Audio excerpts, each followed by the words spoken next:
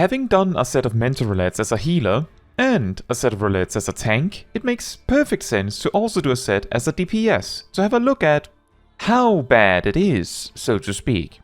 This time around, I went as Summoner, so I at least have a raise if needed, and queuing as a DPS, it felt very different from tank or healer. It felt harder to find opportunities to give advice, it felt worse when things didn't go well because I felt more helpless, and the selection of duties I got seemed a lot slimmer. Overall, this was still a nice experience, and we had no failures, so to speak. This time around, I started with 50 Mentor Roulettes finished and ended on 62. In your feedback, most of you told me you liked that we took the duties in the order they appeared in, so this time we will do it exactly like that again. Mostly. So, let's get right to it. For the 0th duty, I queued into a duty as a 15-minute replacement. Bad sign, screen fades to black. Screen comes back, and I'm in Limsa. Is this the duty? I never knew this was a duty of its own. I'm just kidding, of course. I suppose the group disbanded in the time frame I was in the loading screen or something. Now for real this time. The first duty was create Gubal library, and overall, the duty just went super smooth. I had nothing negative to add to any of them. In fact, I found the machinist in particular was very effective and quick with the limit break as needed. And on the final boss, people really went out of their way to do the mechanic, even at the end when the boss was obviously going to die before it would be a problem. I think this is a good thing, and I would much rather have a group that over-adheres to boss mechanics than one that ignores them. For the second duty, we land in Lunar Subterrane. Okay, weird. Everything went well, of course, no big surprises.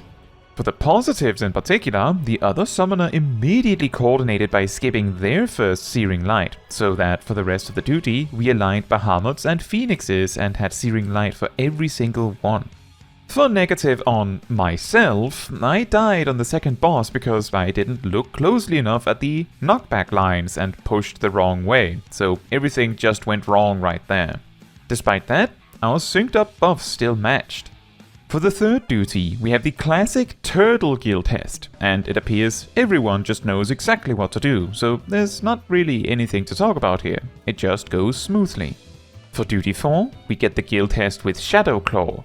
I don't remember when was the last time I fought this one, and it is really weird.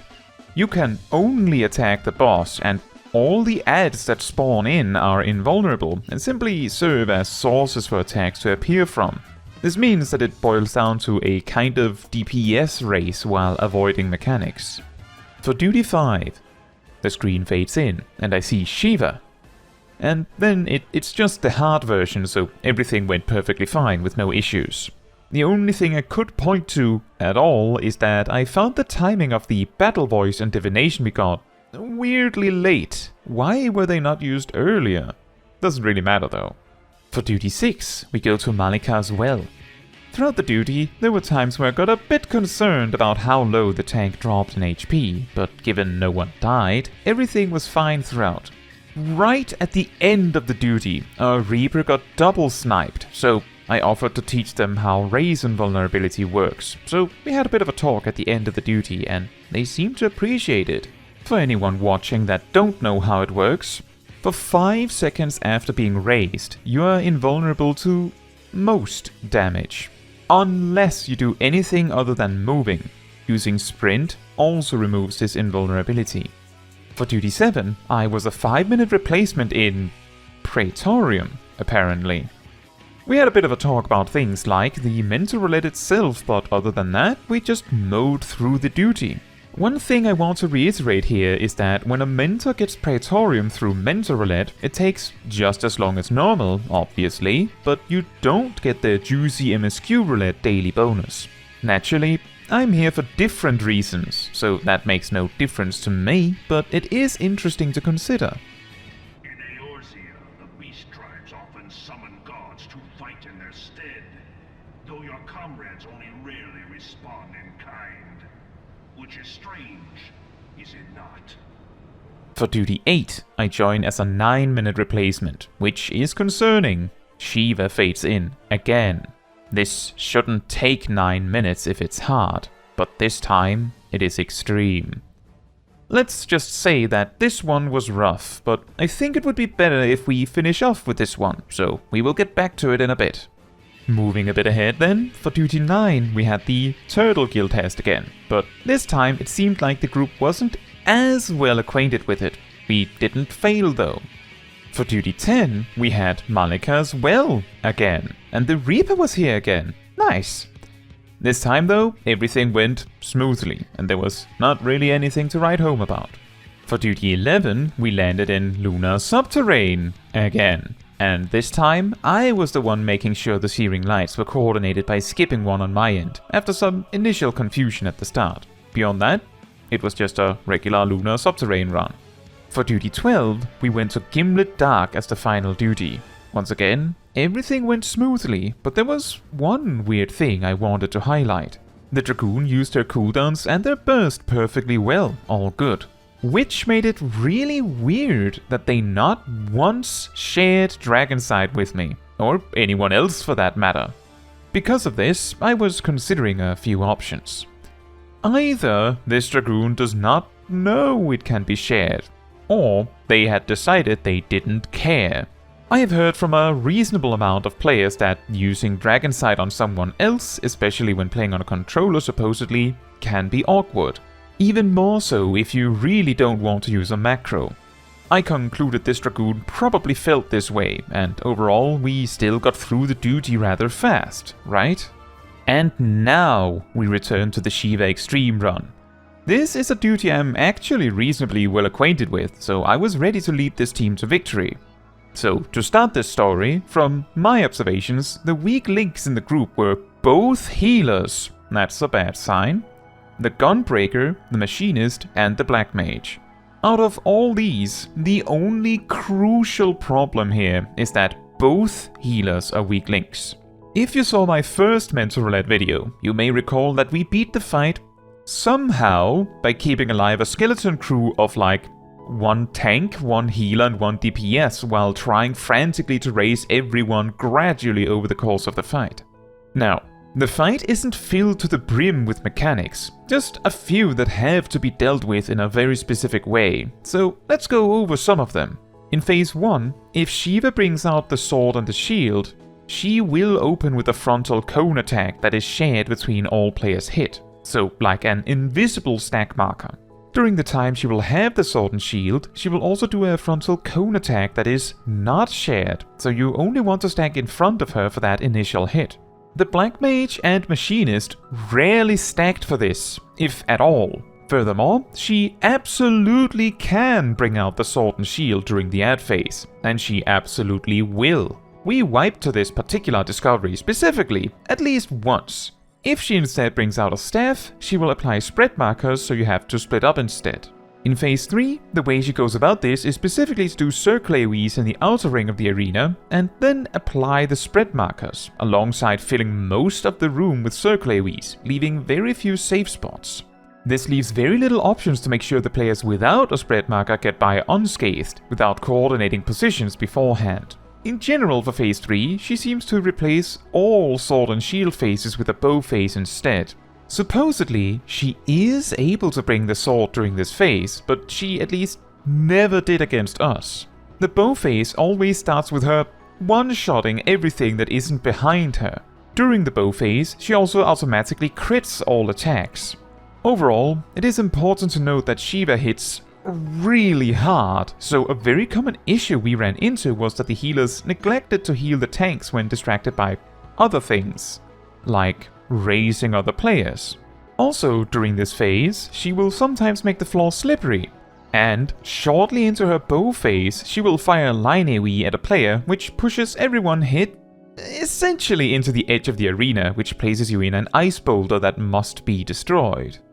Now, with that tactics overview, the mechanics that wiped us the most were a combination of failing to stack for the sword stack, healers dying to circle AoEs, and tanks being neglected on healing. Surprisingly, the bow cleave rarely got anyone. So, throughout this duty, it might seem like I keep focusing on the mistakes of the healers as if no one else is making mistakes. This is not intentional, it is simply that we have at least one competent tank and at least one competent DPS, although we might have two. This fight seems to be beatable with at least one competent player of each role, so because we lack a solid healer player, well, I have to focus on helping the healers. The good news is that of course gave me more opportunities to teach them something. I taught both healers to use lucid dreaming more, because we did indeed have situations where we wiped as a side effect of the healers running out of MP. I tried teaching them to not use Cure 1 because we had situations where they were too slow to heal people because of using Cure 1, which then forced them to use Raise instead, which costs way more. They also really liked to use Medica 1 alongside Medica 2. They also sometimes would cast unnecessary AoE heals. As far as I could see, in fact, they hardly ever attacked at all, with one stray stone or holy cast throughout. This of course means that they spent time where no one needed healing, doing things like spamming Medica 1. I don't know for sure, but it is very possible the healers never quite learned what did damage and what didn't, and they just blindly spammed heals hoping the boss dies first. As a result of this, they of course often lacked MP to heal the tank, and I had to remind them multiple times to not neglect the tank. Another lesson we also went over was focusing on keeping the ones alive, instead of spending your time raising more people when those alive will die if you don't act now. Suffice to say, this fight was a big lesson for those two healers. So, unlike last time, where we got all the way down to the wire on Zorvan, our final attempt started when we still had plenty of time for multiple attempts yet on Shiva, and this is how that went. At the start, the first mechanic is Sword. And, as expected, the Black Mage and the Machinist didn't help. They should know they should, we spoke about the mechanic multiple times. Afterwards, a mechanic I haven't really mentioned previously is the many circle AoEs. There's actually one safe spot, but you can live it no problem as long as you only get hit by one, so we never went over this. Then we have the staff spread markers, and then begins the ad phase. As we had previously learned, she could snipe people with sword during this. At least some of the party is very vigilant to watch her. We previously had a wipe because we stayed stacked, which might also explain why not everyone is ready to jump in to assist. This is because of the later follow-up cleave that kills non-tanks. Then we get to the intermission. I do want to highlight that Alfred, the much more vocal of the two healers, did ask if the reason we got frozen there was because we did something wrong, which is a good question. I will also add that both healers were trying. Just because I had a lot of advice for them doesn't mean they weren't trying to implement it. Starting phase 3 then, we have the outer ring circle AoEs I mentioned leading into staff. Something that I noticed throughout the duty was that the circle AoEs that come first seem to indicate where the safe spots would be for the second volley, which is why you see me slowly move into position beforehand here. I couldn't remember this from when I did this fight on Real years ago. Once again, the important part is that if you don't have a spread marker, you're okay, as long as only one circle AoE hits you. After this, we have a while where we just fight back and forth with raid-wise happening, and then comes the center and spiral circle AoEs. For this mechanic, find where the spiral starts and which direction it goes, and then move to where the last AoE will land. Given that this mechanic never really wiped us on its own, I never had a good opportunity to go over that, and we lost a healer and a DPS as a result. You can move in once the center AoE has finished. Immediately after this, the floor becomes slippery. The easiest approach to that is to simply not move if you don't have to. You usually don't. Once the floor is no longer slippery, Shiva brings out the bow and snipes our other healer just as the first one gets back up. The scary part here is that now that both healers have died, they will be running on fumes for the rest of the fight. After that, the Gunbreaker gets the line AoE knockback marker. Essentially, what you need to do with this is make sure no one else is next to or behind you. You can block it with a knockback immunity, but I think here most of the time the party members were confused whenever the marker landed on them. If a player becomes a boulder, break it. Help them fast, as they are effectively as good as dead until you help them. Next up, staff phase again, heralded by the circle AoEs on the edge. Here we lose a bunch of players, including a tank. I mentioned previously that this is doable with just one tank, so all we need is for the alive healer to keep our Dark Knight alive. As the second healer goes down again, I resort to hard casting Raise, as at this point our only path to success is if all healers and tanks are alive, at least from my perspective. It is worth noting that the Enrage happens when Shiva reaches 11 damage buff stacks, and at this moment she is at 4, so we are probably not hurting for time. Slippery Ice happens again, and unfortunately our Gunbreaker dies at the touch of the edge. This is when the other summoner decides to use Limit Break. Weirdly, in the specific predicament we are in, I was almost thinking a healer LB2 would actually be helpful right about now.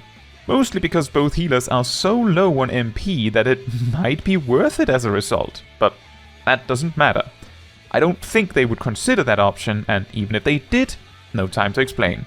The animation lock of using the LB2 would probably also kill whoever did it in this Spiral AoE mechanic.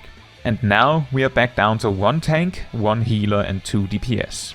Once again, I conclude that the best course of action is try and raise the dead healer, even if the boss is close. Finally, we have the bow mechanic again, and that is when I see our only alive healer is in a boulder. So now we are down to 1 tank, myself and the healer I just raised. Can we make it? But then again, Shiva is down to 2%. Now, with me having experienced Mentor Roulette from all 3 perspectives now, I do want to add a few words to this. Personally, I find that healer has the strongest capacity to carry a group that actually needs it.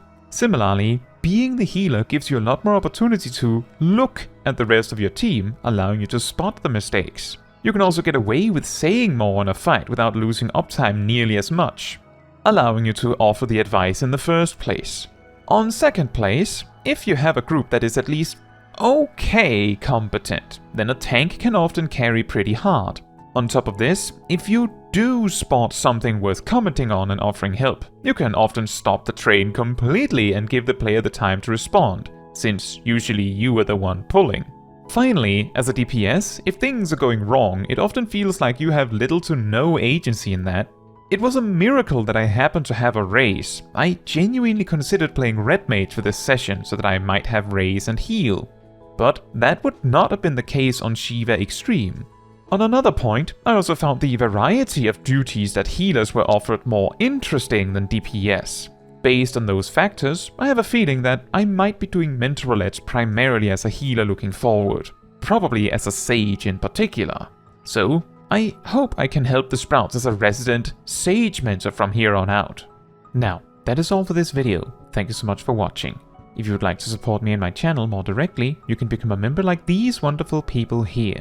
You can also alternatively support me through Ko-Fi, link in the description. You can also support the channel by letting the YouTube algorithm know by liking the video, leaving a comment, subscribing, sharing, and hitting the bell to get notified when next I post a video. Fun fact, there used to be a time where tanks had a cooldown like Awareness from Stormblood, which made you immune to critical hits. These days, modern bosses simply cannot critical hit, making such a cooldown irrelevant. But that would have been mighty handy on Shiva Extreme.